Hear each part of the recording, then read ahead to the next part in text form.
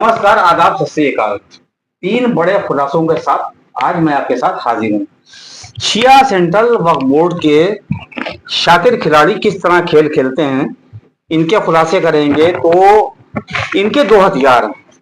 पहला हथियार क्रिमिनल, भ्रष्ट या नाबीना कि जिसको आंखों से दिखाई ना देता हो, ऐसा मुतवल्ली बनाओ कि जो पपिट हो, आपके इशारों पे नाचने वाला, और जो शिया सेंट्रल वक्फ बोर्ड के कानून ना जानता हो, जो सवाल ना पूछता हो, जो उंगलियों के इशारे पर नाचे। तो ये दो हथियार शिया सेंट्रल वक्फ बोर्ड के शातिर खिलाड़ी है कि जो इनके कंधे पर रख के खेल खेलता है। और एक के बारे में कौम नहीं जानती है और एक के बारे में मुतवल्ली को खुद पता नहीं होता कि हमारे साथ क्या खेल होने वाला है।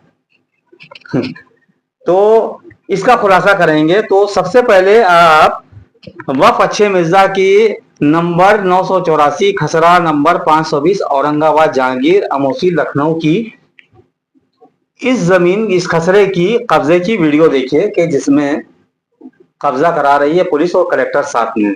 इसके बाद फिर हम आगे बात करते हैं आपसे। वफ अच्छे मिर्ज़ा की यही वो ज़मीन है जो अमौसी लखनऊ के पास है कि जिसमें मुकदमा जीतने के बाद अल्पसंख्यक कल्याण कलेक्ट्रेट द्वारा राजस्व पुलिस की निगरानी में मौजूदगी में मुतवल्ली को कब्ज़ा दिलाया जा रहा है और पुराने कब्ज़ाधारी से ये संपत्ति खाली कराई जा रही है। अब आप सोचिए ये कितनी बड़ी ज़मीन है। आपको वीडियो में देखकर अंदाज़ा हो जाएगा कि कितनी बड़ी ये संपत्ति है। क्या मतलब थी जो मनीष अग्रवाल को दे दी गई। अब सोचने वाली बात यह है कि एक नाबीना मुतवल्ली क्या मनीष अग्रवाल तक के पहुंच रखता है, क्या वो उससे बात कर सकता है। यहाँ तक के सूत्रों के माध्यम से पता चला था कि 1.5 करोड़ का मामला तय हुआ था। अब आप ज़रा सोचिए कि एक जीती हुई संपत्ति कि जो आपके कब्ज़े में आ गई, उसके बाद आपने उसी को वापस दे दी कि जो आपसे मुकदमा हारा था। अब ये दरियादिली है या भ्रष्टाचार, इसके पीछे का खेल तो आप समझ ही गए होंगे कि नाबीना मुतवल्ली रख के या भ्रष्टाचारी मुतवल्ली रख के जो खेल खेला जाता है पर्दे के पीछे, उसमें पर्दे के पीछे बैठे लोग कितने सेफ़ और कितने सुरक्षित होकर पैसा करोड़ों रुपया अंदर करते हैं और ये जो पॉपिट हैं ये किस तरह से फंसते हैं, क्योंकि इनको शिया सेंट्रल वक्फ बोर्ड के बारे में ज़्यादा जानकारी नहीं होती है। और वो भी ख़ास करके ऐसा व्यक्ति कि जिसको ठीक से ना दिखता हो, जिसको ये भी ना पता हो कि ये पूरा मामला क्या है, पूरे मैटर क्या हैं। जहाँ पे चाहो सिग्नेचर करा लो, जो जिस तरह से चाहे इस्तेमाल कर लो। तो ऐसी परिस्थितियों में आप समझ सकते हैं कि फंसता वही है कि और उंगलियां उसी के ऊपर उठती हैं। लेकिन साफ़ सुथरा खेल खेलने वाले फंस जाते हैं, इनसे कोई सवाल नहीं करता। ये तो मुतवल्ली पद से या प्रशासक पद से हटाकर हीरो बन जाते हैं और लोग कहते हैं अरे वाह देखिए उन्होंने एक भ्रष्टाचारी को हटा दिया। लेकिन एक भ्रष्टाचारी को रखने वाला कौन, एक नाबीना को रखने वाला कौन। शिया कौम ये सवाल पूछ नहीं पाती है या इनकी वाहवाही में वो तमाम सवाल दब जाते हैं कि जो पूछना ज़रूरी होते, लेकिन पूछे नहीं जाते। लेकिन हम अपने प्लेटफार्म से उन सवालों को ज़रूर उठाएंगे। तो आपने देखा इसमें राजस्व पुलिस अल्पसंख्यक कल्याण कलेक्ट्रेट द्वारा कराया गया था कब्जा। इसी जमीन को मनीष अग्रवाल को वापस दे दिया गया। सूत्रों की माने तो 1.5 करोड़ में सौदा इसका कर लिया गया। अब एक नाबीना आदमी कि जो खुद दीवार पकड़ के चलता हो, वो मनीष अग्रवाल से डायरेक्ट तो डीलिंग नहीं करेगा। एक चीज यहां पर रोक के और बताते चलें, ये हाशिम अब्बास नाम का जो आदमी मुतवल्ली इस वक्फ का था, इस जमीन पर जो कब्जे वाली मैंने आपको दिखाई, इससे पहले इसी वक्फ की मुतवल्लिया इसी हाशिम अब्बास की भावच थी, जो आंखों से भी सही थी, समझदार थी, पढ़ी लिखी थी। उसको हटा के नाबीना को बनाने का मकसद ही सिर्फ यही था ताकि इस जमीन के साथ खेल कैसे हो। ये कोई छोटी मोटी जमीन ही बहुत बड़ी थी, आप वीडियो देख रहे होंगे, साइड में भी मैंने लगा दी, देखते रहिएगा। तो इस तरह से खेल होता है। अब जिन लोगों ने पर्दे के पीछे रहकर ये करोड़ों 1.5 करोड़ का खेल खेला, वो साफ सुथरा उन्होंने पैसा कमाया। इससे कहते हैं साफ सुथरा भ्रष्टाचार। वक्फ की जमीन जीती हुई वापस दे दी। अब इसका अगर आप सवाल करेंगे तो जवाब आपको नहीं मिलेगा, क्योंकि ये कह देंगे कि अब हमें क्या पता था कि वो प्रशासक ऐसा कर देगा। अब लखनऊ की जो आवाम है वो तो नहीं जानती कि जिसको इस वक्त का प्रशासक बनाया गया था, जिस जमीन पर पुलिस ने इसको कब्जा दिलाया था, ये मुतवल्ली नाबीना है, इसको दिखाई नहीं देता। आपको तो नहीं पता, लेकिन ये हकीकत है, सच्चाई है। आप देख लें, पता कर लें। और वो नशे का भी शौकीन है।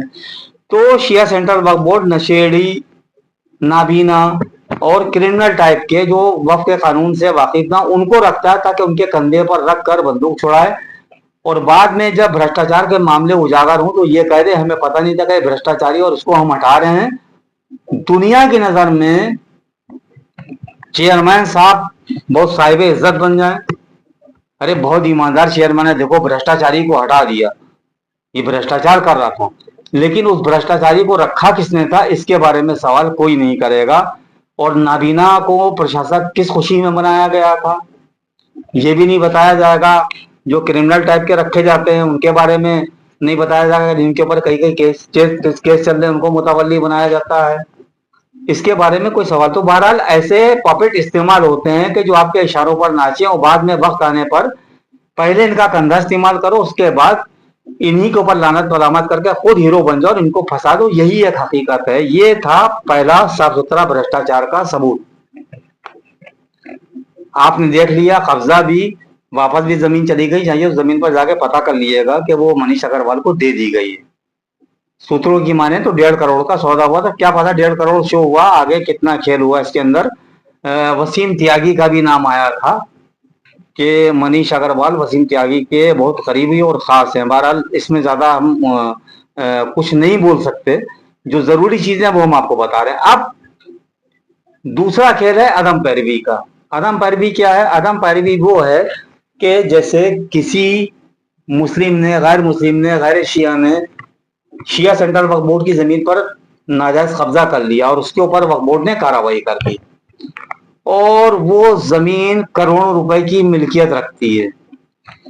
तो अब करोड़ों रुपए की मिल्कियत वक्फ बोर्ड जानबूझ के तो हारेगा नहीं, जब तक के पर्दे के पीछे इसका सौदा नहीं होगा कि हमारी तरफ से अदम पैरवी होगी और तुम जीत जाओगे। अब अदम पैरवी क्या है? शियों का एक एक बच्चा समझ ले, हम इसलिए आपको खुलासा करे दे रहे। मान लीजिए शिया सेंट्रल वक्फ बोर्ड की जमीन पर किसी ने नाजायज कब्जा किया, वक्फ बोर्ड ने उसके ऊपर कानूनी कार्रवाई की और वक्फ बोर्ड से और नाजायज कब्जादारी से मुकदमाबाजी शुरू हो गई, और तारीखों में तारीख पलटी रही, और कई तारीखों में वक्फ बोर्ड की तरफ से, शिया सेंट्रल वक्फ बोर्ड की तरफ से पैरोकार हाजिर नहीं हुआ।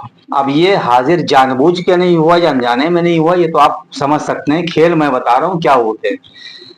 अब कई तारीखों में अगर पैरोकार शिया सेंट्रल वक्फ बोर्ड की तरफ से नहीं जाता है तो हाई कोर्ट आदेश कर देता है कि जिसका कब्जा है वही मालिक है। क्योंकि जो वक्फ बोर्ड दावेदार है कि ये हमारी जमीन है, वो कई तारीखों पर हाजिर नहीं हुआ, इसलिए ये माना जाता है कि ये जमीन वक्फ बोर्ड की नहीं है, इसी की है कि जो उसमें रह रहा है। और इस तरह से शिया सेंट्रल वक्फ बोर्ड की वो करोड़ों की संपत्ति चली जाती है। इसी को अदम पैरवी कहते हैं, यानी कि जानबूझकर मुकदमा हारना, पैरोकार का तारीख पर ना पहुंचना।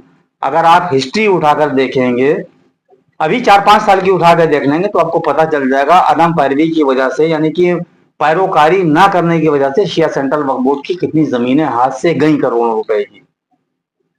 और इसकी तो मैं तो कहता हूं कि 2027 से पहले शिया कौम को मांग करना चाहिए निष्पक्ष जांच की, एक एसआईटी बिछा के, एक एसआईटी बिठा के मांग करना चाहिए कि अदम पैरवी क्यों की गई, जिसकी वजह से, यानी कि पैरोकार क्यों नहीं पहुंचा, जिसकी वजह से शिया सेंट्रल वक्फ बोर्ड की जमीनें हाथ से गई, और उन जमीनों के केसों का रीओपन किया जाए ताकि भ्रष्टाचार सामने आए खुल के। तो ये तो हो गए दो। अब इसके अंदर मेन और खास बात क्या है, अभी तक के वारिसान में से किसी को मुतवल्ली क्यों नहीं बनाया गया? क्योंकि अब हाशिम अब्बास जैसा नाबीना इन वारिसान में कोई नहीं है। ये वारिसान जो अब बचे हैं ये बहुत ही होशियार, समझदार और पढ़े लिखे हैं, और ये एक एक बारीकी को वक्फ बोर्ड की जानते हैं। लड़ते लड़ते ये इतना सीख गए हैं, ये खिलाड़ी बन गए। इसीलिए वक्फ बोर्ड नहीं चाहता कि किसी पढ़े लिखे को इस शिया सेंट्रल वक्फ बोर्ड की इस वक्फ अल औलाद संपत्ति वक्फ अच्छे मिर्जा का मुतवल्ली बनाया जाए। इसीलिए शिया सेंट्रल वक्फ बोर्ड ने अपने कंट्रोल में ले रखा है। इसकी सबसे बड़ी वजह यही है, अभी मैंने आपको बताया ना कि हाशिम अब्बास जो एक पॉपिट था, जिसको जो नाबीना था, उसके साथ जो एक अच्छा पढ़ा लिखा समझदार आदमी रखा गया था, वो चेयरमैन का दोस्त था। आप समझ सकते हैं इस चीज को। आदम परवी के बारे में मैंने बता दिया। ये दो बड़े साफ सुथरे खेल हो गए कि जिनके बारे में शिया कौम वाकिफ नहीं है, लोग अनजाने में भी। वजीरबाग का भी एक मामला सामने आया था कई साल पहले का, कि जिसके अंदर यही आदम परवी की वजह से वो जमीन वक्फ बोर्ड के हाथ से चली गई थी, कि जो मिसम इलेक्ट्रॉनिक की वजह से वो मामला फिर रीओपन हो गया और शायद अभी कोर्ट में उसका मामला फिर से उजागर हो गया। तो बचाने वाले वक्फ बोर्ड की जमीनों को बचा भी लेते हैं, और वक्फ बोर्ड जहां पर हारना चाहता है वहां हार के भी फायदा उठा लेता है, और जहां जीतना चाहता है वहां जीत के भी फायदा उठा सकता है। बहरहाल शिया कौम की आंखें खोलने के लिए ये मैंने दो सबूत दिए। और इसमें एक चीज और आपको बता दें कि आदम पैरवी की वजह से वक्फ अच्छे मिर्जा का भी एक जमीन हाथ से गई और वो कब्जाधारी के हाथ में चली गई। ये 2022 का मामला है, उसकी भी मैं स्क्रीनशॉट लगा दे रहा हूं, वो भी आप देख लीजिएगा। तो इसी वक्फ अच्छे मिर्जा से मैंने सारे खेलों का खुलासा कर दिया। अब आप इससे अंदाजा लगा दिए कि वक्फ अल औलाद में जो बड़े बड़े खेल हुए हैं मास्टरमाइंड लोगों के, तो किस तरह से हुए होंगे और किस तरह से। इसके आगे और भी बहुत खुलासे करेंगे। बहरहाल वक्फ अच्छे मिर्जा में वारिसान को इसीलिए मुतवल्ली नहीं बनाया जा रहा है। हाशिम अब्बास वाले मैटर में ये दिखाने की कोशिश की गई कि वो लोग जमीनें बेच देते हैं और वो जमीनें उन्होंने बर्बाद कर दी, लेकिन नाबीना मुतवल्ली नाबीना प्रशासक कौन रखता है इसके बारे में उन्होंने नहीं बताया, ना मौलाना ने कभी इसका जिक्र किया। मैं आपको बता रहा हूं। तो इस तरह होते हैं बड़े खेल पर्दे के पीछे। अब वक्फ प्रशासन चाहता है कि जो हमारे मन के मुताबिक सेटलमेंट वारिसान कर लें और एग्रीमेंट कर लें, उस हिसाब से हम इनको वारिसान में से किसी को मुतवल्ली बना देंगे, जिस पर वारिसान एग्री नहीं है, क्योंकि पढ़े लिखे हैं। और उसमें क्या पर्दे के पीछे खेल चल रहा है वो भी जल्दी सामने आएगा। तो इसलिए ये मामला लंबित है और अटका हुआ है। मैंने बार बार इसीलिए कहा कि मुकदमे हार के भी कमाया जाता है, जीत के भी कमाया जाता है। आगरे वाला एग्जाम्पल है, हाई कोर्ट सुप्रीम कोर्ट से लड़कर जीत कर भी जमीनें अपने कब्जे में ले ली जाती हैं, और जिन जमीनों को मामला हो जाता है उनको हार कर भी, और इस तरह के मुतवल्लियों की तरीके से काम हो जाता है। तो बहरहाल सोचना आपको है, समझना आपको है। मैंने दोनों खुलासे आपके सामने कर लिए, कागज पेपर मेरे पास है, जाइए कोर्ट कचहरी जाके पता कर लीजिए।